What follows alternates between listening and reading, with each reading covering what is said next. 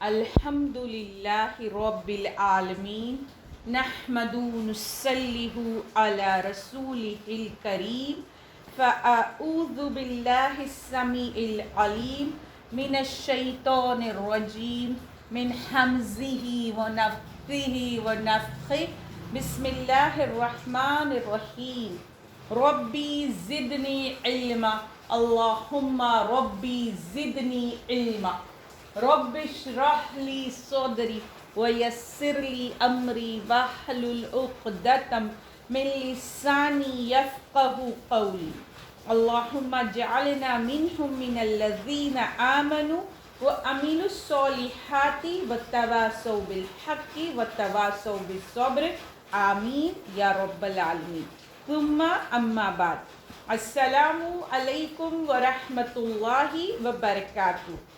تمام طرح کی تعریفیں اس واحد معبود برحق اللہ عز و جل کو لائق و زیبا ہیں جس نے ہمیں مسلمان بنا کر پیدا کیا۔ لاکھوں کروڑوں ہزاروں درود تمام انبیاء اور خاص کر آخری نبی پیغمبر مصطفیٰ صلی اللہ علیہ وسلم پر اور ان کی آل اور ان کے اصحاب پر لاکھوں کروڑوں ہزاروں شکرانے کے سجدے اور سر تسلیم خم اس واحد معبود برحق کے آگے جس نے ہمیں توفیق دی کہ ہم قرآن کو سمجھ کر پڑھ سکے، ورنہ ہم اس کے اہل نہ تھے۔ انشاء اللہ تعالی بإذن اللہ آج ہم جو درس دے رہے ہیں اس کا عنوان ہے فرقہ بندی عذاب الہی۔ ان تمام باتوں کو میں قرآن کی آیاتوں اور احادیث کی روشنی میں بیان کرنا چاہوں گی۔ سب سے پہلے امت مسلمہ، امت وسط، خیرہ امت جو ہے آج ایک بنجر زمین کی طرح ہو گئی ہے۔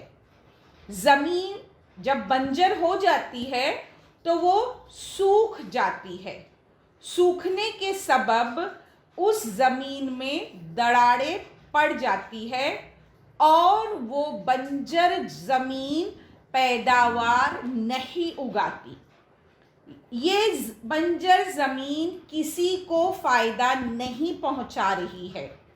اگر ہم اس بنجر زمین جو سوکھی ڈرائی لینڈ ہے، اس زمین کو سرسبز، شاداب اور ایک لہلہاتا ہوا باغ بنانا چاہتے ہیں جو پھول، پھل، سایہ، خوشبو اور دوسروں کو ہوا فائدہ پہنچا سکے، اس کے لیے ہمیں محنت کرنی ہوگی۔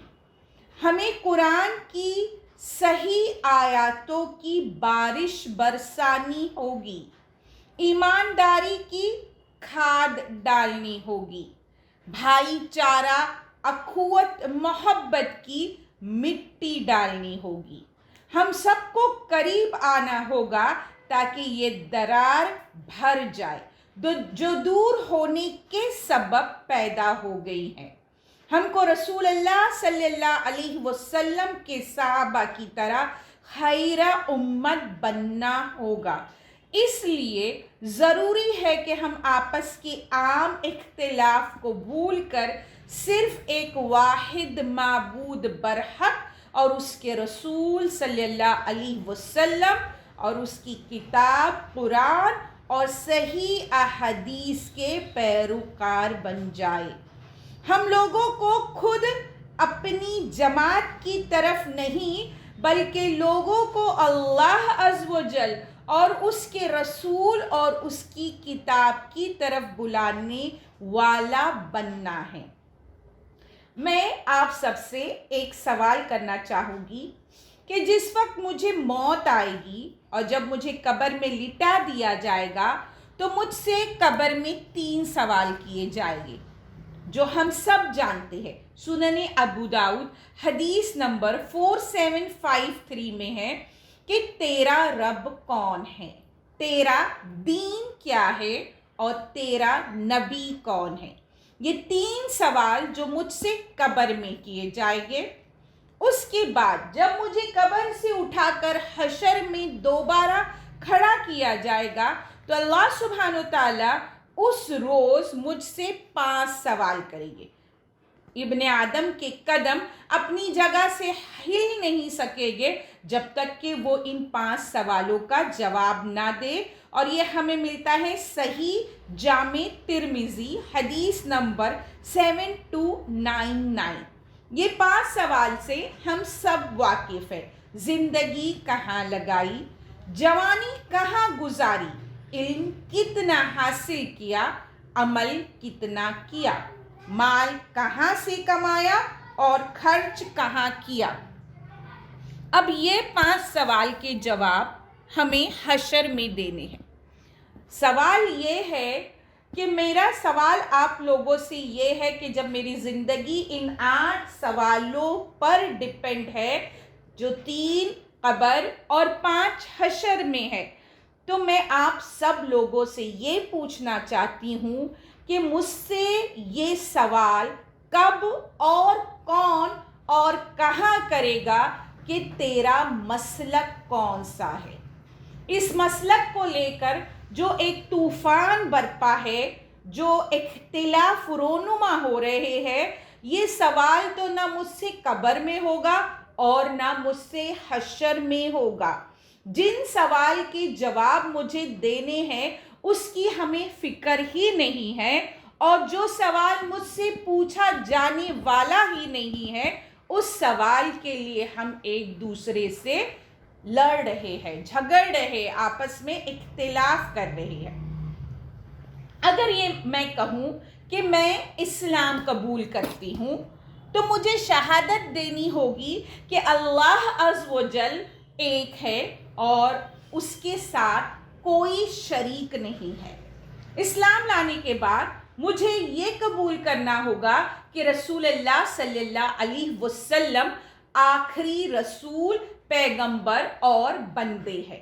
پھر مجھے توحید، نماز، روزہ، حج، یہ تمام عمل اگر میں کرتی ہوں تو لوگ مجھے مسلم کہیں گے، لوگوں کو میں ایک مسلم لڑکی دکھائی دوں گی، کیونکہ میرا یہ عمل مسلمانوں کی طرح ہے۔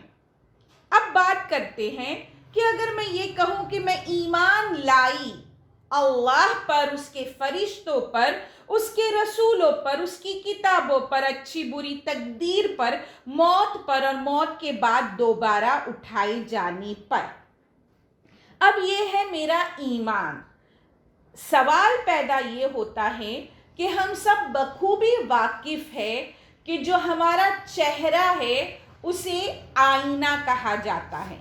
ہمارا چہرہ ہمارے دل کے تمام جذبات کی عکاسی کرتا ہے۔ قرآن میں دل کے لیے فؤاد کا لفظ استعمال ہوا ہے، اس کے معنی ہوتے ہیں جذبات سے بھرا ہوا دل۔ اگر میں دکھی ہوں، غمگین ہوں، خوش ہوں، ڈپریسڈ ہوں، ٹینشن میں ہوں، ایکسائٹڈ ہوں، کسی کی کوئی بات سن کر مجھے کچھ جلن یا حسد محسوس ہوتی ہے، یا کسی کے طرز عمل سے میں انفلوئنسڈ ہو جاتی ہوں، ہر وہ عمل جو میرے ساتھ گزرتا ہے، ہر اس جذبے کا اظہار میرا چہرہ اس کی عکاسی کرتا ہے۔ لیکن میں نے میری اپنی زندگی میں 45 سالہ زندگی میں 2 جذبوں کی عکاسی کرتے ہوئے میرے چہرے کو نہیں پایا۔ وہ 2 باتیں میں آپ سب کے سامنے رکھنا چاہوں گی۔ اگر میرا چہرہ سچ بولتا ہے اور وہ میرے تمام احساسات اور جذبات کو دکھاتا ہے تو یہ 2 چیزیں میرا چہرہ کیوں نہیں دکھاتا؟ سب سے پہلے کہ میرے دل میں اللہ عز و جل کا تقوی کتنا ہے، اس چیز کو میرا چہرہ ظاہر نہیں کرتا۔ میرے دل میں میری نیت کتنی خالص ہے، کس قدر ہے، اس چیز کو میرا چہرہ ظاہر نہیں کرتا۔ وہ ماں جس کے مادر رحم میں 9 مہینے رہی، وہ ماں میرے تقوی اور میری نیت کو نہیں جان سکی، وہ شوہر جس کے ساتھ میں نے میری پوری زندگی گزار دی وہ میری نیت اور میرے تقوی کو نہیں جان پایا، وہ اولاد جس کے لیے میں نے میری پوری عمر لگا دی وہ میری نیت اور وہ میرے تقوی کو نہیں دیکھ پائے، مجھے کوئی ایسا میزان نہیں ملا کہ میں اس کو وزن کر سکوں، مجھے کوئی ایسا میٹر نہیں ملا کہ میں اس تقوی کو ناپ سکوں، مجھے کوئی ایسی گنتی نہیں ملی کہ میں میری نیت کو گن سکوں۔ کیوں ایسا ہوا؟ کیا وجہ ہے کہ میری نیت اور میرا تقوی دکھائی نہیں دیتا؟ اس کا جواب یہ ہے جو میں آپ کے سامنے رکھنا چاہتی ہوں کہ ہم کو حدیث ملتی ہے کہ نیتوں کا، اعمال کا جو دار و مدار ہے وہ نیتوں پر ہے، بخاری میں ہے یہ حدیث۔ پھر اس کے بعد ہم دیکھتے ہیں کہ رسول اللہ صلی اللہ علیہ وسلم نے اپنے ہاتھ کو اپنے سینے کی طرف لے جایا اور کہا تقوی ہا ہونا، تقوی ہا ہونا، تقوی ہا ہونا، تقوی یہاں ہے۔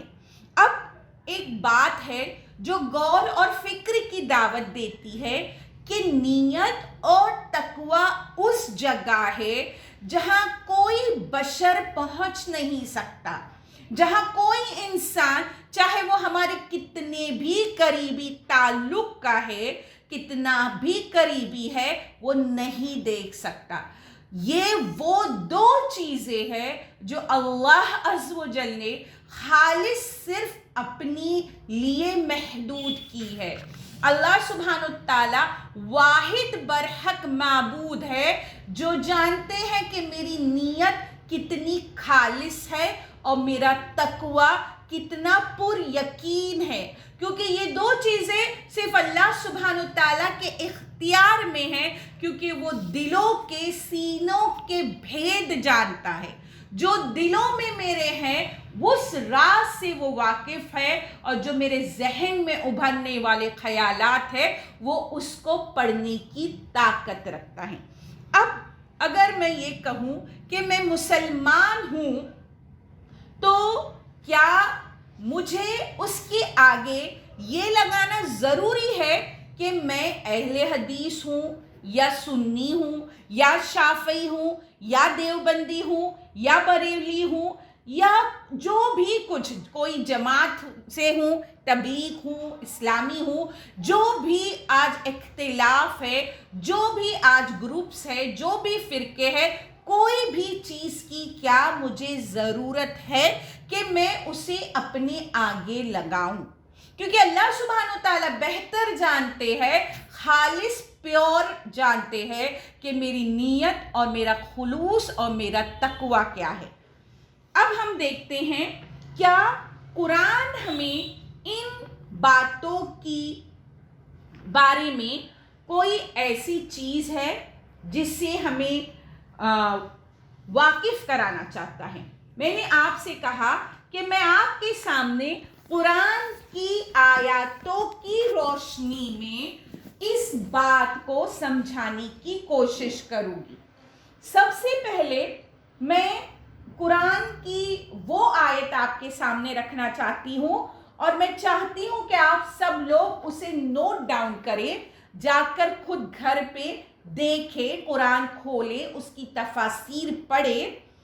سب سے پہلے میں آپ کے سامنے سورہ آل عمران کی آیت نمبر 103 رکھنا چاہتی ہوں۔ سورہ وَاعْتَصِمُوا بِحَبْلِ اللَّهِ جَمِيعًا وَلَا تَفَرَّقُوا۔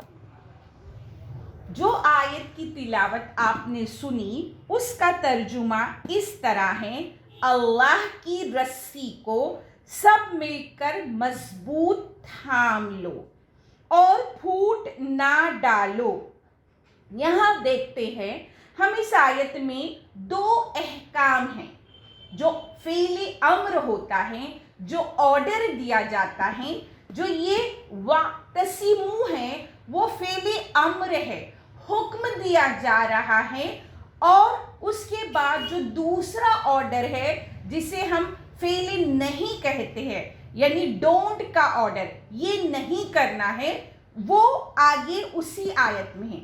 وَلَا تَفَرَّقُوا، ایک ہی آیت میں صرف پہلا حصہ لیا ہے میں نے، پوری آیت نہیں لی ہے، اس میں ہمیں دو آرڈر ملتے ہیں۔ اللہ سبحانہ و تعالیٰ کہتے ہیں کہ اللہ کی رسی کو سب مل کر مضبوط تھامو، یہ ایک حکم دیا جا رہا ہے۔ دوسرا حکم دیا جا رہا ہے اور پھوٹ نہ ڈالو اور تفرقہ نہ کرو اور ٹکڑے ٹکڑے نہ ہو جاؤ، بٹ نہ جاؤ، گروپس مت بناؤ، گروہ بندی مت کرو، یہ دوسرا حکم دیا جا رہا ہے۔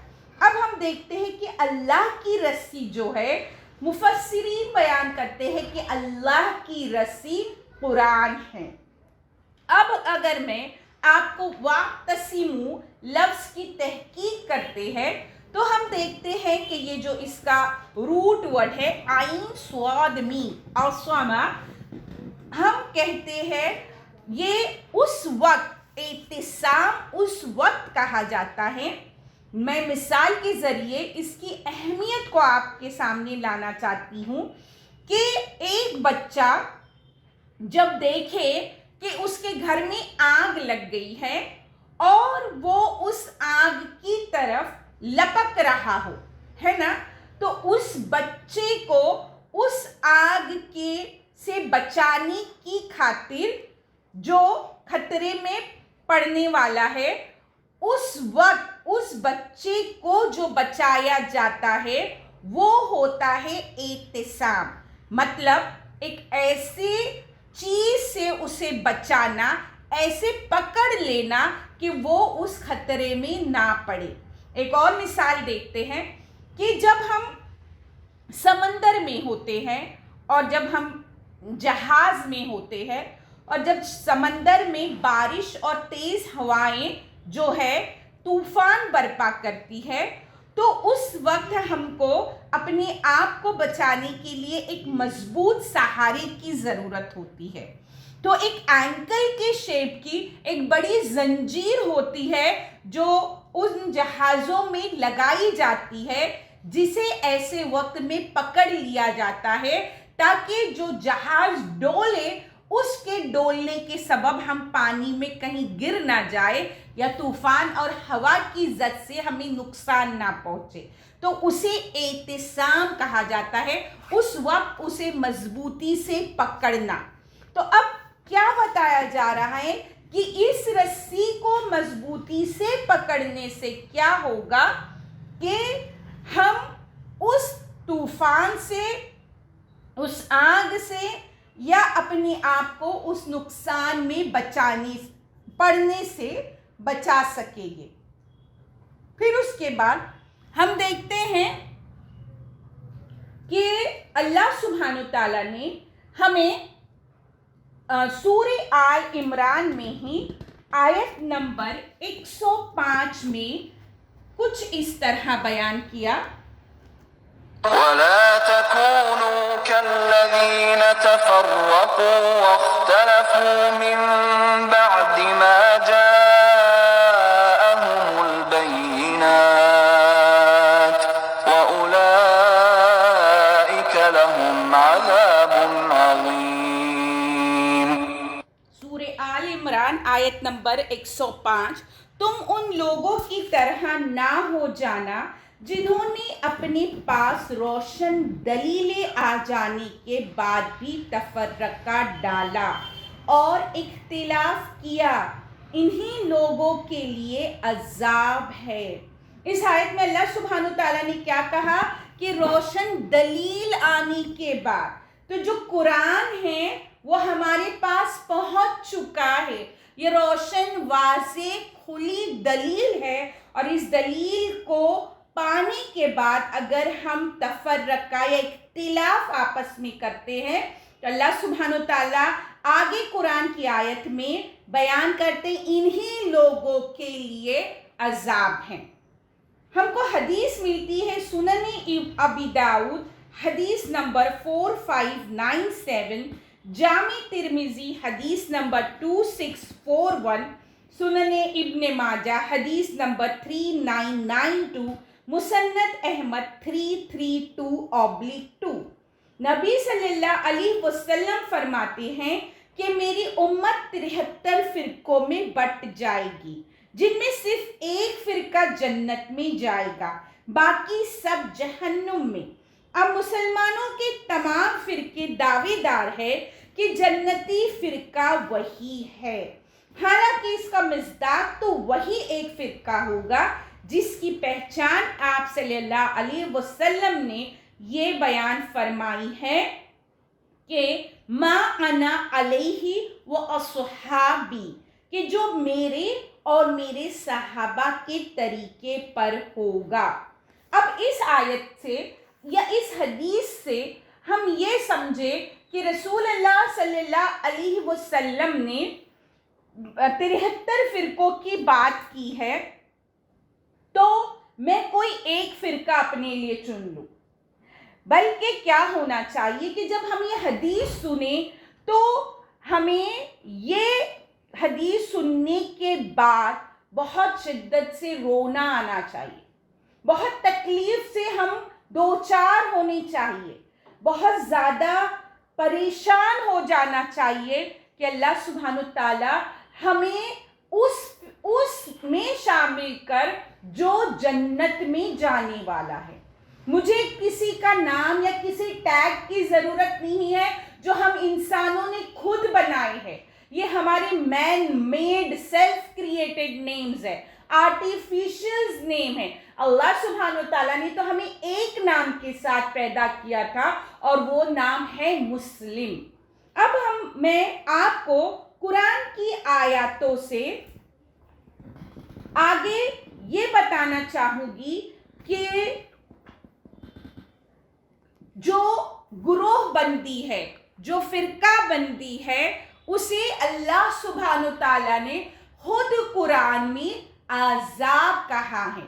یہ میرے اپنے الفاظ نہیں، میں آپ کے سامنے سورہ انعام کی آیت نمبر 65 رکھتی ہوں۔ سورہ انعام آیت نمبر 65۔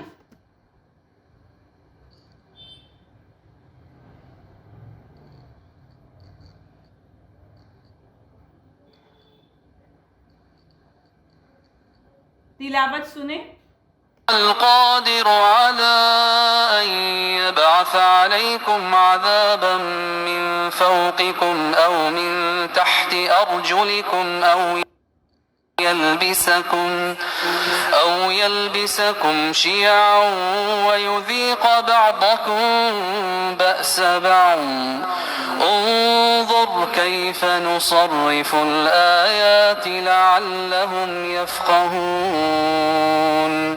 اس آیت کا ترجمہ اس طرح ہے، آپ کہیے اس پر بھی وہی قادر ہے کہ تم پر کوئی عذاب تمہارے اوپر سے بھیج دے یا تمہارے پاؤں تلے سے، یا کہ تم کو گروہ گروہ کر کے سب کو بھڑا دے اور تمہارے ایک کو دوسرے کی لڑائی چکھا دے۔ آپ دیکھیے تو صحیح ہم کس طرح دلائل مختلف انداز سے بیان کرتے ہیں، شاید وہ سمجھ جائے۔ اس آیت کو غور سے دیکھیں۔ اس آیت کے لیے ابن عباس رضی اللہ تعالی عنہما فرماتے ہیں کہ جب یہ آیت اتری تو آپ صلی اللہ علیہ وسلم اٹھے، وضو کیا اور دعا مانگنے لگے کہ اے خدا میری امت پر اوپر اور نیچے سے عذاب نازل نہ فرما اور ان میں گروہ بندی اور جنگ نہ ہو۔ تو جبرائیل امین آئے اور کہا اے محمد صلی اللہ علیہ وسلم، اللہ نے تمہاری امت کو آسمان سے عذاب نازل ہونے اور پاؤں تلے عذاب ابلنے سے محفوظ کر دیا۔ جو تیسری دعا تھی رسول اللہ صلی اللہ علیہ وسلم کی، وہ ہے جو پوری نہیں ہوئی کہ جو میری امت ہے ان میں گروہ بندی اور جنگ نہ ہو۔ اب ابن عباس رضی اللہ تعالی عنہما اس آیت کی تفسیر میں بیان کرتے ہیں کہ جو آسمان سے عذاب آئے وہ جو دوسرے قوموں پر آئے اس طرح نہیں آئے گا، لیکن جو آسمان سے عذاب آئے گا امت مسلمہ پر وہ اس شکل میں ہوگا کہ ان پر جو ہے ظالم حکمراں جو ہے مسلط کر دیے جائیں۔ اس کے بعد ابن عباس بیان کرتے ہیں کہ جو زمین تلے پاؤں تلے جو عذاب آنے کی بات کی گئی ہے وہ اس طرح ہوگی کہ قارون کی طرح زمین میں دھسانے کا عذاب نہیں آئے گا، لیکن ہمارے جو ماتحت ہے، ہمارے جو غلام اور جو ہماری نوکر ہے اور جو ہماری اولادیں ہیں وہ نافرمان ہو جائے گی۔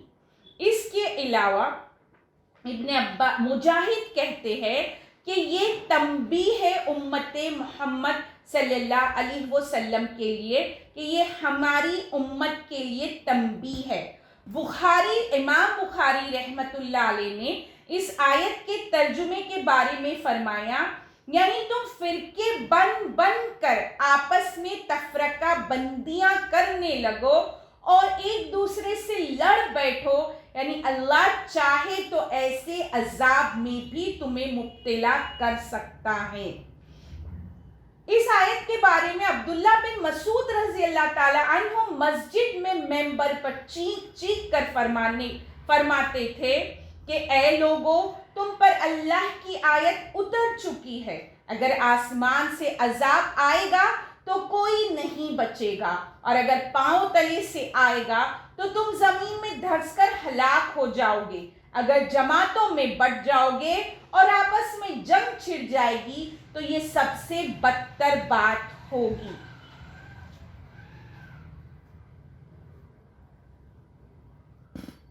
زید بن اسلم کہتے ہیں اس آیت کے بارے میں کہ رسول اللہ صلی اللہ علیہ وسلم نے فرمایا کہ میرے بعد کافر نہ ہو جانا کہ آپس میں تلوار لے کر ایک دوسرے کی گردنیں کاٹنے لگو۔ تو لوگوں نے کہا ہم تو گواہی دیتے ہیں کہ خدا ایک ہی ہے اور آپ اللہ عز و جل کے رسول ہیں۔ آپ نے فرمایا ہاں، تو کسی نے کہا کہ ایسا کبھی نہ ہوگا کہ ہم میں کا ایک دوسرے کو قتل کرنے لگے جبکہ ہم صحیح معنوں میں مسلمان ہو۔ یہ جو میں نے آپ کے سامنے رکھی ہوں، یہ جو ابن عباس رضی اللہ تعالی عنہما کی تفسیر جو ہے الاسباب النقول فی الاسباب النزول سے ہے، اور اس کے علاوہ تفسیر ابن کثیر سے ہے، بحوالہ تفسیر ابن کثیر۔ نبی صلی اللہ علیہ وسلم نے فرمایا کہ مجھے اگر اپنی امت پر خوف ہے تو گمراہ اماموں اور سرداروں کا ہے۔ جب ایک بار میری امت میں تلوار چل پڑے گی تو پھر نہ رکے گی اور قیامت تک آپس میں جنگ و جدال کا سلسلہ قائم رہے گا۔ تو یہ جو آیت میں نے آپ کے سامنے رکھی، یہ وہ آیت ہے جو پیشن گوئی ہے کہ اگر ہم فرقوں میں یا ہم گروہ میں بٹ گئے تو یہ کیا ہے؟ یہ اللہ سبحانہ تعالیٰ کا عذاب ہے۔ مولانا ابوالکلام آزاد اپنی تفسیر ترجمان القرآن جلد دوم میں اس کے بارے میں بیان کرتے ہیں، اس آیت کی تفسیر میں، کہ قرآن کے نزدیک یہ بھی ایک عذاب ہے کہ کوئی امت ایک طریقے پر جمع رہنے کی جگہ مختلف گروہ بندیوں میں بٹ جائے، ہر گروہ دوسرے گروہ کو اپنی شدت کا مزہ چکھائے۔ افسوس کہ مسلمان بھی اسی عذاب میں مبتلا ہوئے۔ فتح القدیر میں ہمیں ملتا ہے اس تفسیر کے حوالے سے کہ اس قوم پر صادق آتی ہے جو دین کے معاملے میں جمع تھی، پھر ان کے مختلف افراد نے اپنے کسی بڑے کی رائے کو ہی حرف آخر قرار دے کر اپنا راستہ الگ کر لیا، چاہے وہ رائے حق کے خلاف ہی ہو۔ تو یہ جو ہے آیت ہمیں غور و فکر کی دعوت دیتی ہے کہ کہیں میں اپنے آپ کو اس عذاب کا حصہ نہ بنا لوں۔ پھر ہم دیکھتے ہیں سورہ یونس آیت نمبر 19۔ وما كان الناس إلا أمة واحدة فاختلفوا۔ اس کا ترجمہ اس طرح ہے، اور تمام لوگ ایک ہی امت کے تھے، پھر انہوں نے اختلاف پیدا کر لیا۔ یہ جو سورہ یونس کی آیت نمبر 19 ہے، یہ آپ کے سامنے رکھنے کا مقصد ہے کہ یہ پہلی جو ہے اختلاف کی جو پہلا شرک ہے اس کی پہلی ایجاد ہے۔ یہ نوح علیہ السلام کی قوم کی بات ہے کہ نوح علیہ السلام کی قوم نے کیا کیا؟ اختلاف کیا، اور جو ہے معبود، حاجت روا اور مشکل کشا جو ہے اللہ سبحانہ و تعالیٰ کو چھوڑ کر دوسروں کو بنا لیا۔ یہ پہلا اختلاف ہے جو نوح علیہ السلام کی قوم میں برپا ہوا تھا۔ پھر اس کے بعد میں آپ کے سامنے رکھنا چاہوں گی سورہ المؤمنون آیت نمبر 52-53۔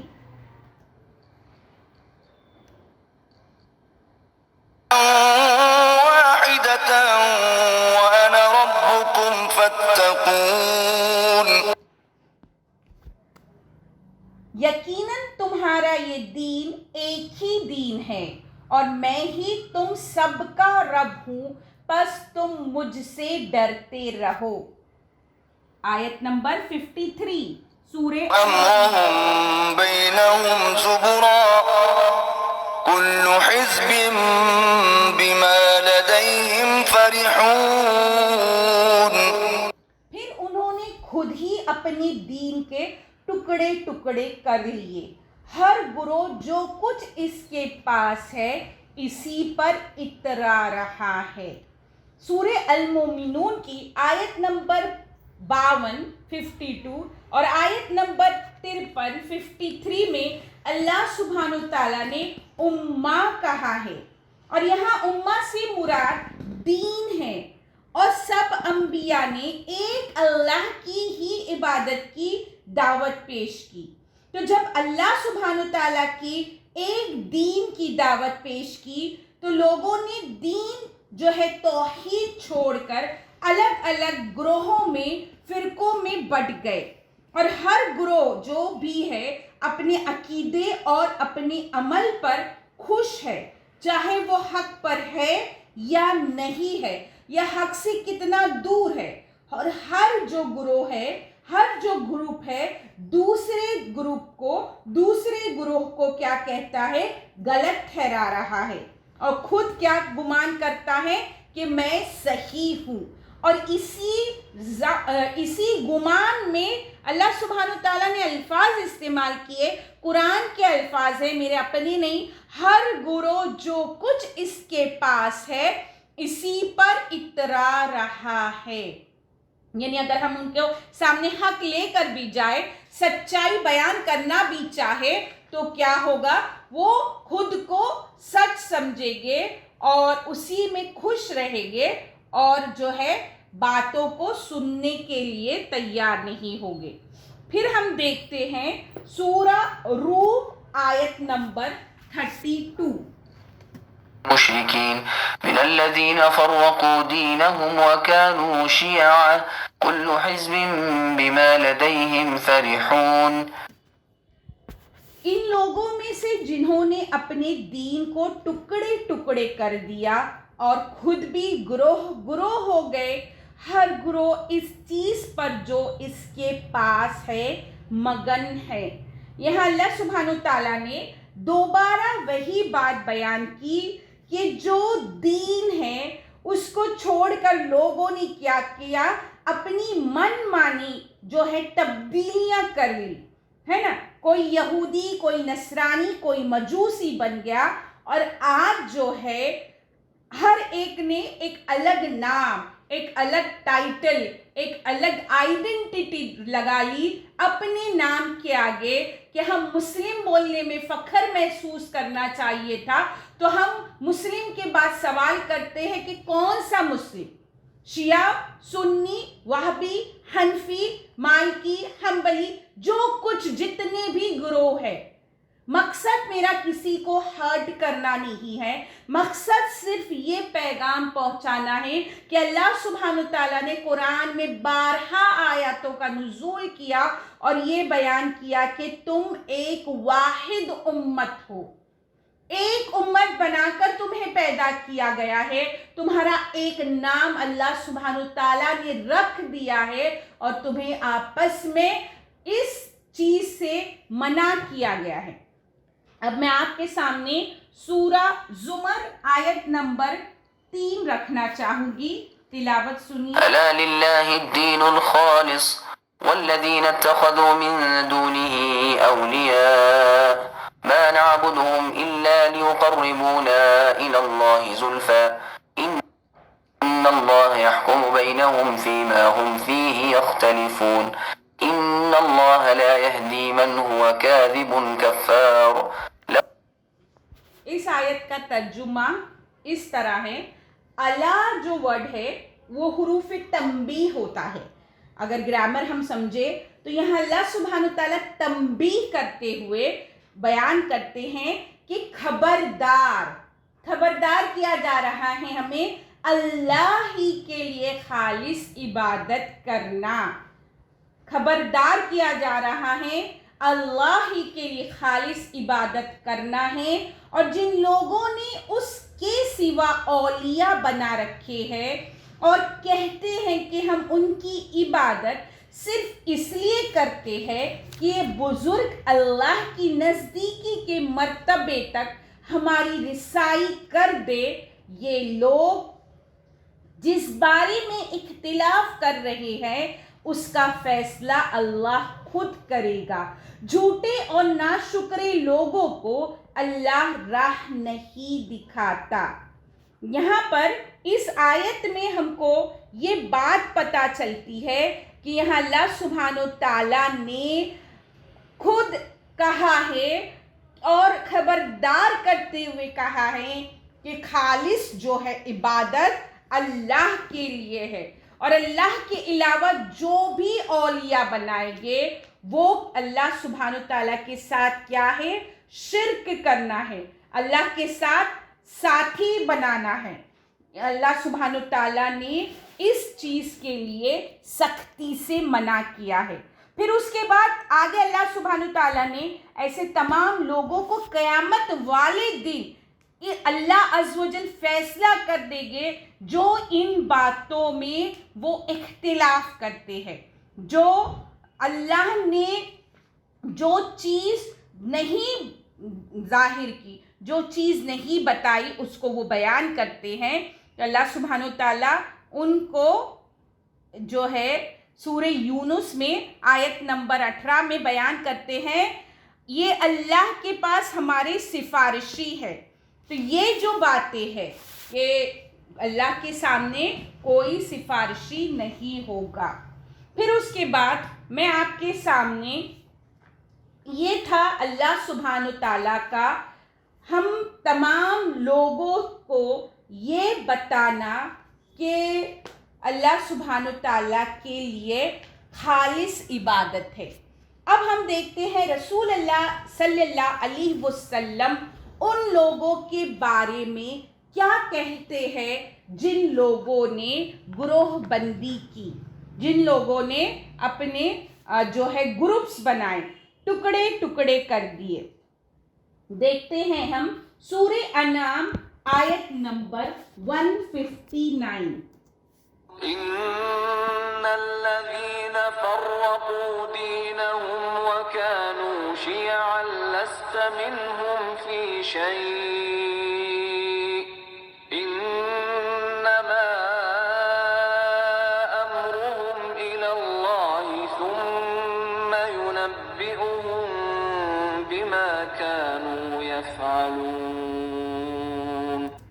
کا ترجمہ اس طرح ہے، بے شک جن لوگوں نے اپنے دین کو جدا جدا کر دیا اور گروہ گروہ بن گئے، آپ کا ان سے کوئی تعلق نہیں، بس ان کا معاملہ اللہ کے حوالے ہے، پھر وہ ان کو بتلا دے گا جو کچھ وہ دنیا میں کرتے رہے۔ اس آیت میں جو یہ آیت ہے رسول اللہ صلی اللہ علیہ وسلم کے جو ہے رسول مبعوث ہونے کے بعد جو یہ آیت کا نزول ہوا ہے، اور یہاں پہ رسول اللہ صلی اللہ علیہ وسلم نے یہ کہہ دیا ہے کہ جن لوگوں نے اپنے دینوں میں تفرقہ ڈال لیا اور گروہ بندیاں کر لی، تمہیں ان سے کوئی سروکار نہیں۔ اللہ سبحانہ وتعالیٰ نے رسول اللہ صلی اللہ علیہ وسلم سے کہہ دیا کہ ان سے تمہارا کوئی سروکار نہیں، اے نبی تم پر کوئی ذمہ داری نہیں۔ پھر ارشاد ہوتا ہے کہ ان کافروں کا امر خدا کے سپرد کر دو، وہ بروز قیامت ان کے اعمال سے ان کو باخبر کر دے گا۔ یہاں پر اس آیت میں ہم دیکھتے ہیں کہ یہاں جو ہے رسول صلی اللہ علیہ وسلم سے یہ کہا جا رہا ہے کہ کوئی بھی تمہارا ایسے لوگوں سے کوئی واسطہ، کوئی سازگار، کوئی تعلق نہیں ہے۔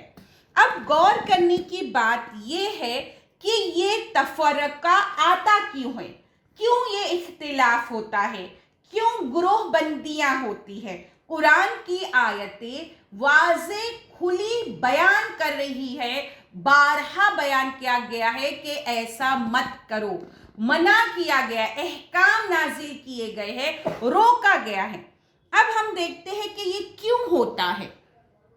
سب سے پہلے میں آپ کے سامنے رکھنا چاہوں گی دعوت القرآن کے مفسر شمس پیرزادہ۔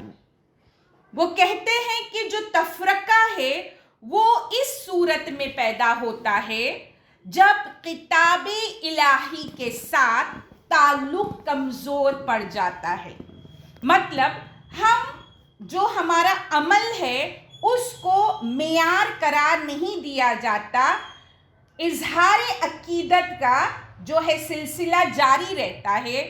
کتاب الہی جو ہے، قرآن جو ہے، توجہ کا مرکز قرار دینے کے بجائے شخصیتوں کے اقوال اور ان کی کتابوں کو ضرورت سے زیادہ اہمیت دی جاتی ہے، اور پھر عقیدت مندوں میں جو حلقے وجود میں آتے ہیں وہ اپنے امام، اپنے صوفی، اپنے بزرگ، اپنے قائد اور اپنے علامہ کی رسی کو اتنا مضبوط پکڑ لیتے ہیں کہ اللہ کی رسی قرآن کے ہاتھ سے چھوٹ جانے کا ذرا احساس نہیں ہوتا۔ نتیجہ یہ اختلافات اور فرقے بندیاں امت کے اندر ابھرنے لگتی ہے اور ملت کا شیرازہ منتشر ہو جاتا ہے۔ افسوس کہ اس تنبیہ کے باوجود مسلمانوں میں فرقہ بندیاں ہوئی۔ یہ فرقے بندیاں اسی صورت میں ختم ہو سکتی ہے جب مسلمان بلا لحاظ فرقہ و مسلک کتاب الہی کو وہی حیثیت دے جس کی وہ مستحق ہے۔ اب ہمیں ان باتوں سے کیا پتہ چلتا ہے کہ کیا وجہ ہے کہ اختلاف ہوتا ہے اور اختلاف سے ہم کس طرح بچ سکتے ہیں، کہ ہمیں ضرورت ہے کہ ہم اللہ کی کتاب کو مضبوطی سے تھامیں۔ اب میں کچھ احادیث آپ کے سامنے رکھنا چاہوں گی۔ ترمذی میں بحوالہ مشکات ہم کو حدیث ملتی ہے۔ حدیث رسول اللہ صلی اللہ علیہ وسلم نے کہا، بھیڑوں کے کسی ریوڑ میں دو بھوکے بھیڑیے اتنی تباہی نہیں مچاتے جتنا حب مال اور حب جاہ کسی کے ایمان کو برباد کرتا ہے۔ ہم کو حدیث ملتی ہے صحیح بخاری میں 4636 2336 حدیث نمبر صحیح مسلم میں 2373 نبی صلی اللہ علیہ وسلم نے فرمایا تم مجھے انبیاء کے درمیان فضیلت مت دو۔ تیسری حدیث میں رکھنا چاہوں گی آپ کے سامنے، حدیث ملتی ہمیں مسلم کتاب العلم میں، حضرت عبداللہ رضی اللہ تعالی عنہ فرماتے ہیں کہ رسول اللہ صلی اللہ علیہ وسلم نے فرمایا بال کی کھال اتارنے والے فرقہ پرستی کی بنا پر تباہ ہوئے۔ آپ صلی اللہ علیہ وسلم نے یہ بات 3 بار فرمائی۔ رسول اللہ صلی اللہ علیہ وسلم نے فرمایا جو نصارہ نے کیا تم میرے ساتھ وہ نہ کرنا۔ نصارہ کا گلو یہ تھا کہ انہوں نے عیسیٰ کو اللہ کا بیٹا اور مریم کو اللہ کی بیوی بنا دیا۔ یہود کا گلو یہ تھا کہ انہوں نے عزیر کو اللہ کا بیٹا بنا دیا علیہ السلام۔ اب میں آپ کے سامنے حدیث رکھتی ہوں ترمذی ابواب التفسیر سے۔ حضرت ابو بکر رضی اللہ تعالی عنہ فرماتے ہیں کہ میں نے رسول اللہ صلی اللہ علیہ وسلم کو یہ کہتے سنا ہے کہ جب لوگ ظالم کو دیکھے اور اس کا ہاتھ نہ پکڑے تو قریب ہے کہ اللہ کی طرف سے ان پر عام عذاب نازل ہو۔ ہم کو حدیث ملتی ہے بخاری اور مسلم میں، حذیفہ بن یمان رضی اللہ تعالی عنہ کہتے ہیں کہ آپ صلی اللہ علیہ وسلم نے فرمایا جماعت المسلمین اور ان کے امام سے چمٹے رہنا۔ میں نے عرض کیا کہ اگر جماعت نہ ہو اور امام بھی نہ ہو تو کیا کروں؟ فرمایا تو پھر ان تمام فرقوں سے الگ رہنا، خواہ تمہیں درختوں کی جڑیں ہی کیوں نہ چبانی پڑے، یہاں تک کہ تمہیں ایسی حالت میں موت آ جائے۔ آج میں یہ حدیث آپ کو حوالے کے ساتھ بیان کر کے یہ بتانا چاہتی ہوں کہ ایک اور حدیث میں رکھنا چاہوں گی آپ کے سامنے جو صحیح بخاری میں ہے۔ حضرت ابو ہریرہ رضی اللہ تعالی عنہ نے کہا کہ ایک مسلمان اور ایک یہودی میں گالی گلوچ ہوئی۔ مسلمان نے کہا قسم اس پروردگار کی جس نے حضرت مصطفیٰ صلی اللہ علیہ وسلم کو سارے جہاں کے لوگوں پر چن لیا، فضیلت دی۔ اسی طرح قسم کھائی یہودی نے کہ قسم اس پروردگار کی کہ جس نے موسیٰ علیہ السلام کو سارے جہاں کے لوگوں پر چن لیا۔ جب یہودی نے یہ کہا تو مسلمان نے ہاتھ اٹھایا، اس کو ایک تماچا لگایا۔ وہ یہودی رسول اللہ صلی اللہ علیہ وسلم کے پاس آیا اور مسلمان سے جو اس حال گزرا وہ کہہ سنایا۔ آپ صلی اللہ علیہ وسلم نے فرمایا دیکھو مجھ کو موسیٰ علیہ السلام پر فضیلت مت دو، قیامت کے دن ایسا ہوگا لوگ بے ہوش ہو جائیں گے، مجھ کو سب سے پہلے ہوش آئے گا، دیکھوں گا موسیٰ عرش کا کونا تھامے ہوئے ہے، اب معلوم نہیں وہ بے ہوش ہو کر مجھ سے پہلے ہوش میں آ گئے یا ان لوگوں میں سے ہو جن کو اللہ نے مستثنا رکھا ہے۔ اب ہم دیکھتے ہیں صحیح بخاری میں آپ کے سامنے ایک اور حدیث رکھوں گی۔ آپ صلی اللہ علیہ وسلم نے فرمایا آدم علیہ السلام اور موسیٰ علیہ السلام میں تکرار ہوئی۔ موسیٰ علیہ السلام نے کہا تم وہی آدم ہونا جو گناہ کی وجہ سے جنت سے نکالے گئے۔ آدم علیہ السلام نے کہا تم وہی موسیٰ ہونا جس کو اللہ نے پیغمبری دے کر اس سے باتیں کر کے لوگوں پر فضیلت دی، پھر اتنا علم رکھ کر مجھ کو ایسے کام پر ملامت کرتے ہو جو میرے پیدا ہونے سے آگے میری قسمت میں لکھ دیا گیا تھا۔ آپ صلی اللہ علیہ وسلم نے 2 بار یوں فرمایا آدم موسیٰ پر غالب آئے، آدم موسیٰ پر غالب آئے۔ یہ تمام احادیث سنانے سے مقصد کیا ہے؟ ایک نظر میں آپ تمام لوگوں کو خطبہ حجۃ الوداع کی طرف لے جاتی ہوں، جو ہمیں رسول اللہ صلی اللہ علیہ وسلم کا وہ پیغام ہے کہ ہم بچپن سے سنتے ہیں کہ ایک مسلمان دوسرے مسلمان کا بھائی ہے، ایک مسلمان دوسرے مسلمان کا آئینہ ہے۔ تو ہم کسی مسلمان کو کافر نہیں کہہ سکتے، ہم کسی مسلمان کو دوزخی جہنمی نہیں کہہ سکتے۔ ہم تمام لوگوں کو اپنی دلوں سے یہ سب نکالنے ہوں گے، کیونکہ رسول اللہ صلی اللہ علیہ وسلم نے اپنے آخری خطبے میں جو فرمایا اس کے الفاظ کچھ اس طرح ہیں: کسی عربی کو اجمی پر کوئی فوقیت حاصل ہے، نہ کسی اجمی کو کسی عربی پر، نہ کالا گورے سے افضل ہے، نہ گورا کالے سے۔ ہاں، بزرگی اور فضیلت کا کوئی معیار ہے تو وہ تقویٰ ہے۔ دیکھو میرے بعد گمراہ نہ ہو جانا کہ آپس ہی میں خون کرنے لگو۔ لوگوں، ہر مسلمان دوسرے مسلمان کا بھائی ہے اور سارے مسلمان آپس میں بھائی بھائی ہے۔ پھر آپ صلی اللہ علیہ وسلم نے فرمایا، قریش کے لوگوں، ایسا نہ ہو کہ خدا کے حضور تم اس طرح آؤ کہ تمہاری گردنوں پر تو دنیا کا بوجھ لدا ہو اور دوسرے لوگ سامان آخرت لے کر پہنچے۔ اگر ایسا ہوا تو میں خدا کے سامنے تمہارے کچھ کام نہ آ سکوں گا۔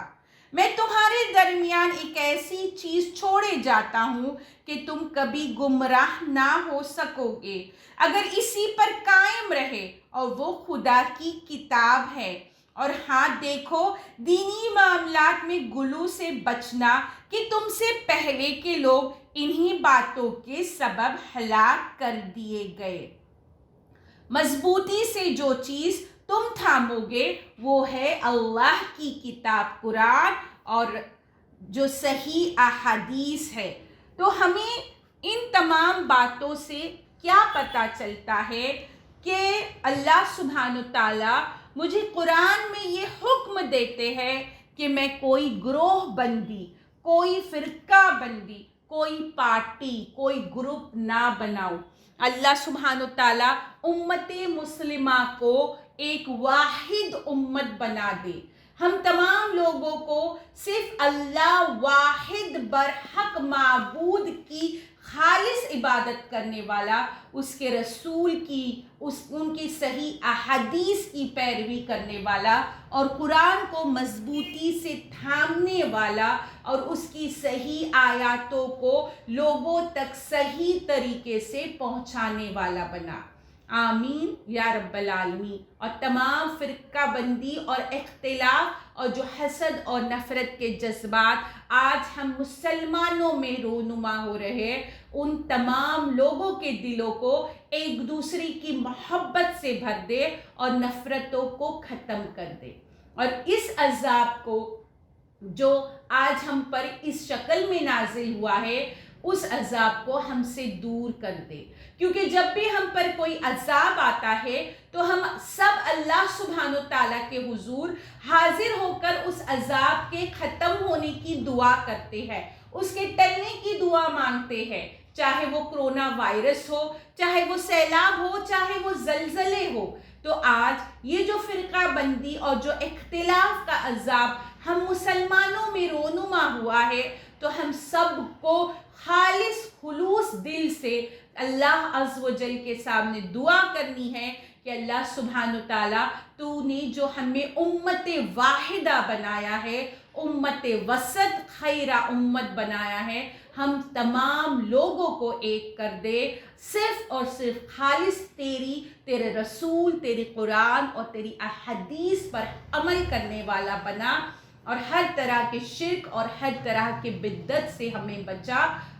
آمین یا رب العالمین۔ اور ہماری تمام دعاؤں کو قبول فرما اور اس عذاب کو ہم سے دور کر دے۔ آمین یا رب العالمین۔ وآخر الدعوانا الحمدللہ رب العالمین۔ السلام علیکم ورحمۃ اللہ وبرکاتہ۔